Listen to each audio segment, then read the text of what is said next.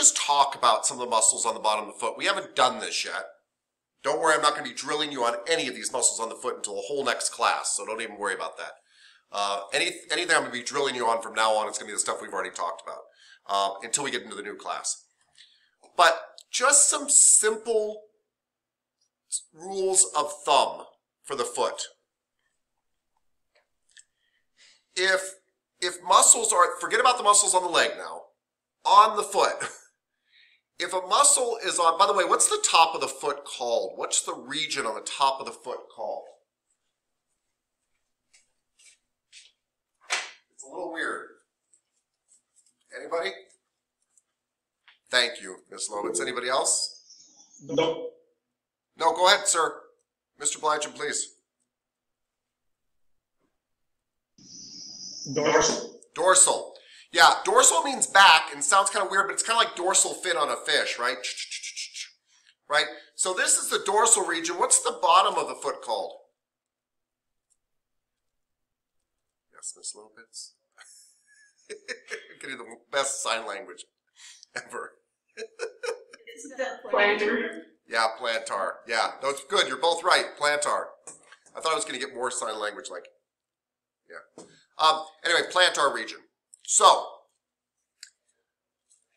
if I had a muscle living on the foot, these are going to be short muscles. These are weak muscles. These are tiny muscles. Doesn't mean they're not important, because remember, feet have to tweak and do tiny little articulate things, because little problems down there create big problems up here.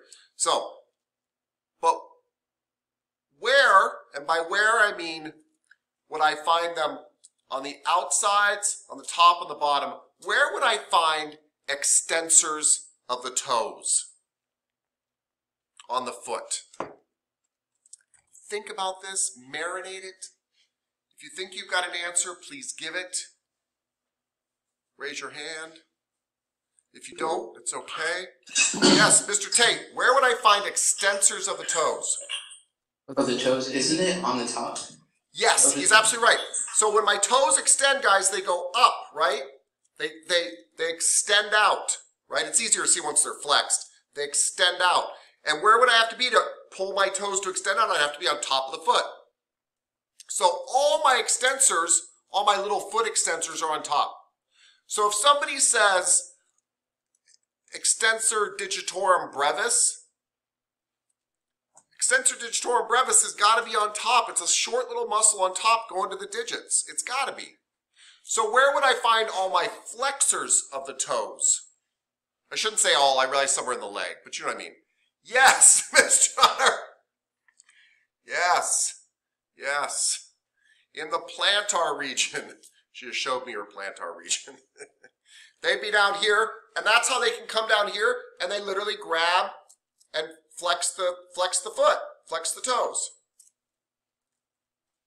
Where would I find abductors of, let's say, the little toe or the big toe?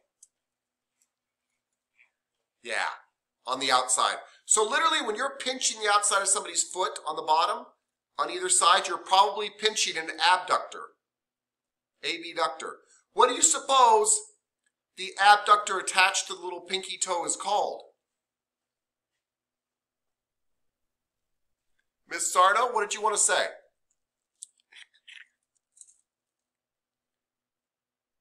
Abductor minimi. Yeah. Oh, abductor minimi. Yes, abductor digiti minimi. And what would be a muscle on the outside by going to the big toe called? Abductor hallucis. Yeah, abductor hallucis. Or abductor hallucis brevis. Honestly, off the top of my head, I don't remember. I think it might just be abductor hallucis because I don't think there's a longest. So, but anyway, yes, absolutely, right? And if I had an adductor, it would probably be in the center of the foot underneath to pull the toes back together, to add them back in the midline. Right? I tell you all this because honestly, that's more than most massage therapists know. We're going to learn the individual muscles. I think they're actually very important on the foot. I think they're very important for lots of reasons. I've already gone over and over again about how obsessed I am with the foot being the foundation of your body. but it's also kind of important to your professionalism because most massage therapists don't know it, and it looks really good if you know your anatomy better than the other therapists. Don't forget, you guys are going out into a competitive environment. Now, I don't mean it's competitive like you're fighting with the therapist next to you to steal their clients. It's competitive in that the clients are competitive. And when they listen, Mr. Rogers nodded her head, when they listen to one person, they're like, oh yeah, that's your abductor digiti mini-me, that could be tight. They think this person's brilliant and a better massage therapist. They do. They can't help it. How we present our information makes you seem better. You know, and some of that is an illusion. But theoretically you are better because you know where to squeeze and you know what you're working on, and you would know, by the way, that when you're squeezing this muscle on the side that you could wiggle the toe back and forth to actually kind of pin and stretch that muscle, you would know things the other therapists wouldn't know. But so I think this is very important for that reason too. Most therapists can name some of the big muscles in the back, and that's, after that, they start to just, that's it. Okay, so that said, let's look at a few muscles on the foot. Truly a few. And I think they'll make perfect sense to you now. So we're still looking at leg and feet here. Good. And here is a beautiful picture of the bottom of a foot. So this is the plantar region of a foot. Do you see a muscle there, kind of a thick muscle right in the center called the flexor digitorum brevis? It's going to all the toes except the big toe. The toes 2 through 5 to pull them down. By the way, there's something very unusual in this picture about the flexor digitorum brevis. Do you see how the tendons go when they go to grab onto the toe? They actually snake tongue out the flexor digitorum brevis, and what sneaks up there between them?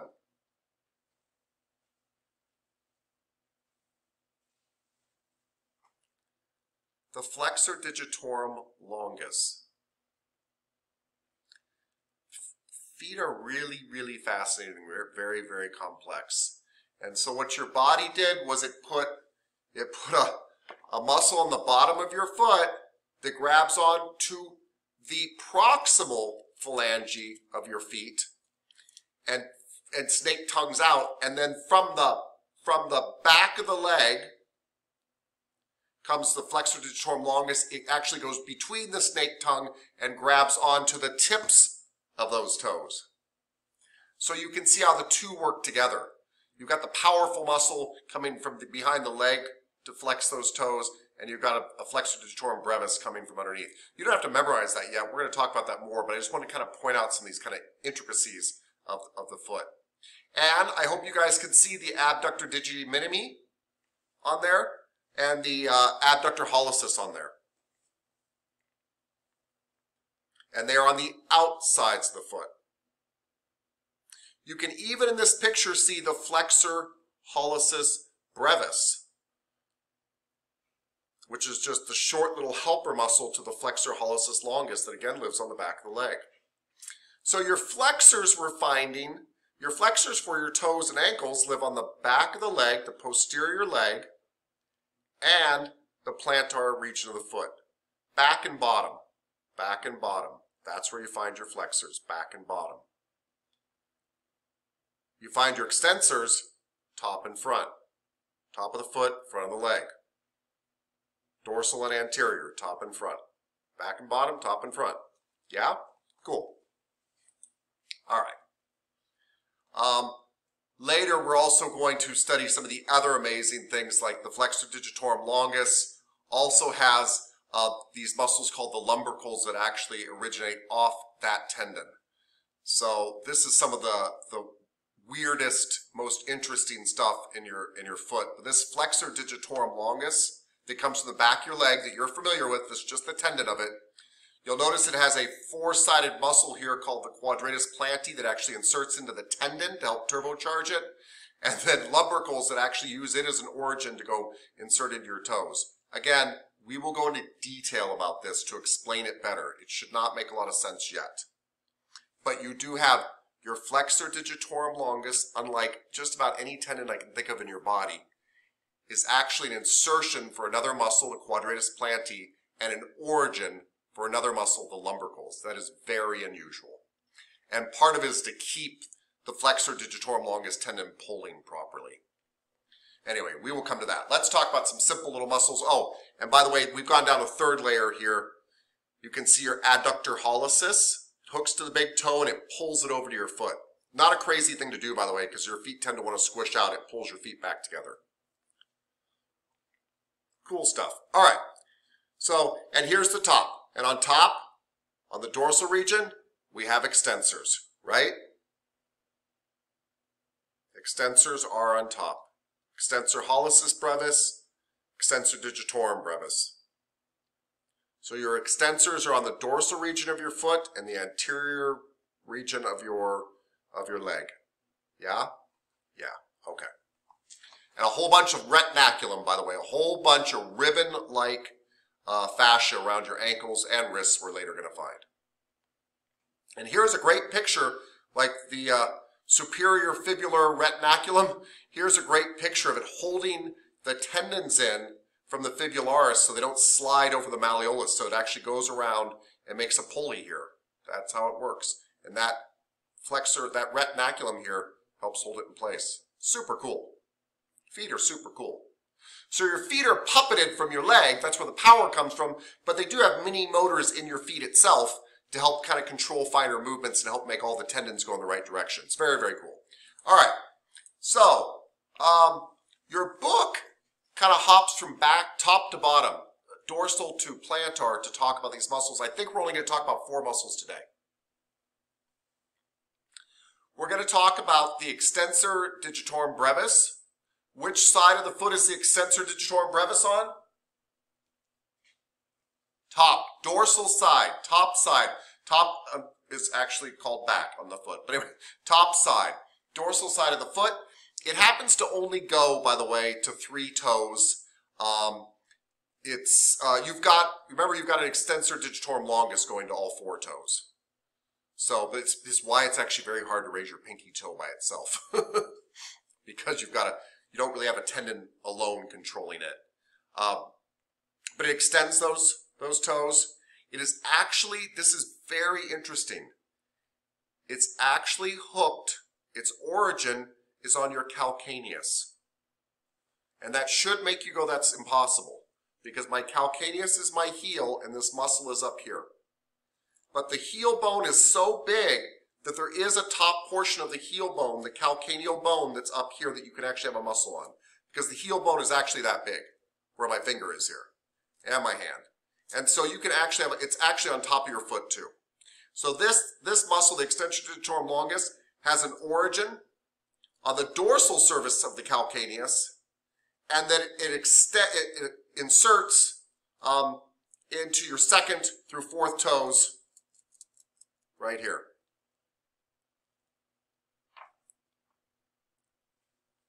And it says it inserts into them via the extensor digitorum longus tendon. It means that they actually blend right into that tendon that's already there, which is not shown in this picture.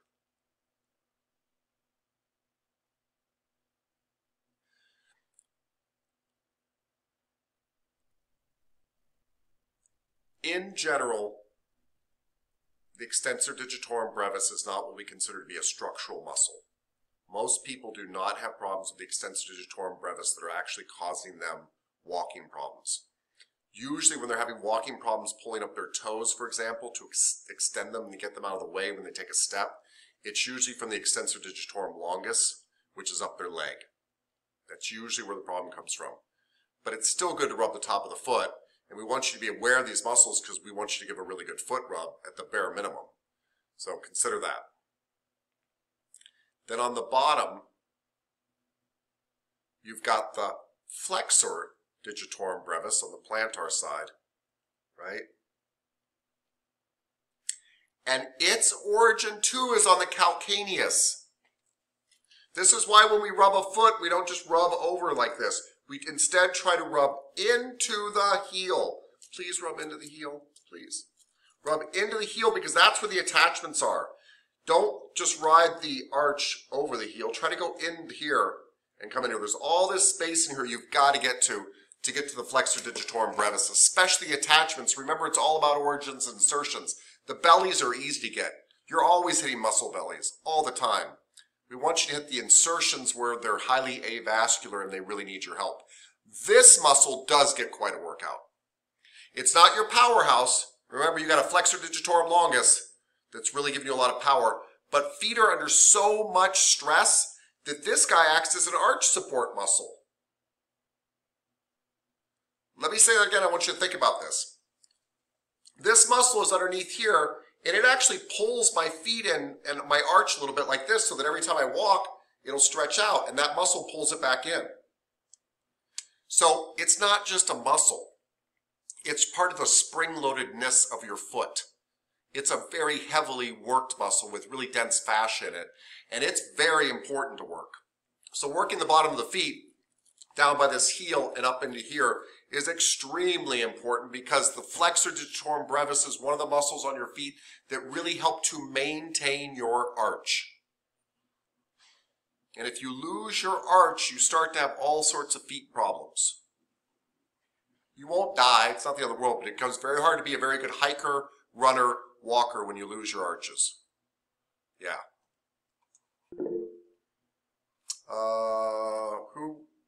Yes, Miss Walker, please. Speaking of walking. That's right. It is speaking of walking. That muscle, if you already just have flat feet, can you strengthen that muscle and like give yourself an arch at all? Yeah, I don't know. It's not my area of expertise. I have heard people kind of doing foot exercises to help improve their arches. I just don't know how successful it is. I wouldn't be surprised. Bodies are very dynamic. I guess the reason I'm having a hard time answering the question is twofold. One is I just don't know. It's not my area. But secondly, you know, some of the way your body is made is the way your body's made. And it's very hard to change, you know, bone structure, so to speak. And so I guess it would depend on how much, like, if you used to have an arch and now you're just putting it back in, as opposed to have never had an arch. You know what I mean? Right, yeah. I think if you've never had an arch, it's going to be very hard to put one back in. I think if you kind of lost your arch a little bit when you're pregnant, which happens to some people because your feet kind of spread and things like that, I think you could build that back up. Absolutely. Thank you. Thank you. Mr. Blygen, sir? Do people lose their arch too, like when you gain a lot of weight and then your feet actually get bigger where you have to wear like bigger shoes? Yeah. Like, is that also what happens? They lose their arch a little? They can. They can lose their arch from that. From just the amount of weight, what happens is all the fascia gets tired and it starts to spread, and it causes lots of problems and can lead to all sorts of things like plantar fasciitis, but it can just cause problems. Absolutely. Yeah, not overnight, but yes. And the weight gain's not overnight usually, but yes, it puts a lot of strain, and the feet aren't mechanically designed to handle like a 300-pound body. They're not. They're just not. So yes. So, extensor digitorum brevis on top, flexor digitorum brevis on the bottom. Flexor digitorum brevis, pretty darn important to your arches. Boom. Both insert into the calcaneus, the largest bone of your foot, which is also where all three of your hamstrings, all three of your calf muscles insert too, right? So you've got this muscle on top of your foot, extensor digitorum brevis, flexor digitorum longus, gastrocnemius, soleus, plantaris, all hooked up here too. There's a lot of stuff pulling on this calcaneus bone.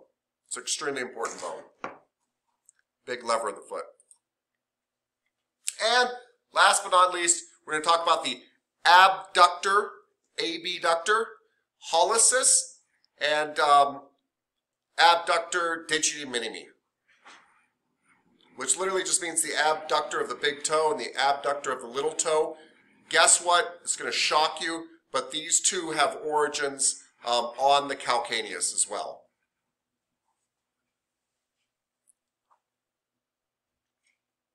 So you now know 7 muscles that attach in one way or another to the calcaneus. You got 3 calf muscles, you got an extensor digitorum brevis, a flexor digitorum brevis, abductor hallucis, and abductor digiti minimi, and they all have origins on the calcaneus. I guess the reason I'm really emphasizing that is because you really want to work around people's heels. They're not just heels. A lot of people are like, oh, it's just a calloused location. No, It is the anchor for it is an anchor for the most important muscles of your foot. And just like I made a big deal about the mastoid process, the temporal bone, and 4 muscles go into that, we just named 7 go into your heel. 7 muscles go into your heel. Not going to it, but with origins or insertions. Your calf muscles inserted your heel. These other 4 muscles have origins on your calcaneus. I think that's it. Yes, it is. And that's it. We will do other foot muscles in the next class. But they're all going to follow this kind of pattern, right? I think you can see the logic of that. And when we come back to the next class, we will review these again, too, right? So you have a tiny test on them today, but we will review them and stuff, all that good stuff, too, when we get back. And then add more muscles to it. There's more foot muscles, yeah. Miss Walker, please. So the extensor digitorum brevis, when it says that its insertion is the 2nd through 4th toes via the extensor digitorum longus tendon, do those tendons hook together? Yeah. So it's just like when they say that your gastrocnemius, your soleus, and your plantaris insert into the calcaneus via the calcaneal tendon, what they're trying to say is they share a tendon. So you're absolutely right. They literally just run together and they become one tendon at the end. That's all. Does that make sense? Yeah, it makes sense. It's just So, the picture. The picture almost doesn't do it service. But you could argue the opposite. For example, you could say the extensor digitorum longus kind of enters this via the extensor digitorum brevis tendon. Like, it's just, the point is when they get down to the toe, they share a tendon. Okay. Yeah. Yeah. And it's just the best way they figured out how to say it. Mr. Blygen? So when you roll your ankle in a Yes. circle, is there like a muscle that rotates it, or is it just a bunch of different actions that's creating that rotation? It's a bunch of different actions creating that rotation. Okay. It's not like your forearms where you have a supinator and a pronator. You don't have a roller, so to speak. You are literally like, you know, flexing, extending, abducting, adducting, you know what I mean? You're using just all those muscles. Not so much in your foot, by the way, up in your leg to do that. So you're using things like actually your anterior tibialis and your peroneus longus and your posterior tibialis. Those are actually some of the main ones that let you roll your foot. Yeah. They will give you those motions you want. Are you in a car wash? No, my laundry's going. Unfortunately, it's in my bedroom. Are you in there with it? In the actual Yes. wash? You're in the washing Yes. room? Okay. No, the washer and dryer is in my bedroom. It's one of those I got you. rinky-dink apartments that have that. Well, it's your rinky-dink apartment right now, and that's pretty good. So, thank you, sir. Anybody else? Any questions? I know, like, it was just a rough overview. The reason there's this funny chop in the class, by the way, is our class is a one classroom class, right? It's designed actually just as a single course. We chop it into 4 pieces in the unfortunate event that one of you drops. If it's all one class, which is actually how I'd prefer to do it in a way, but it would hurt you. If you dropped, you would be liable for the entire tuition. So we chopped it into 4 pieces so that if you drop, you're only liable for a quarter of the tuition. We literally just did it for that. And so we just took the whole program and went boom, boom, boom, boom, boom. It's not really 4 different classes, right? It's almost like 4 different quarters or semesters or whatever. That's the concept. Okay. All right, well, let's take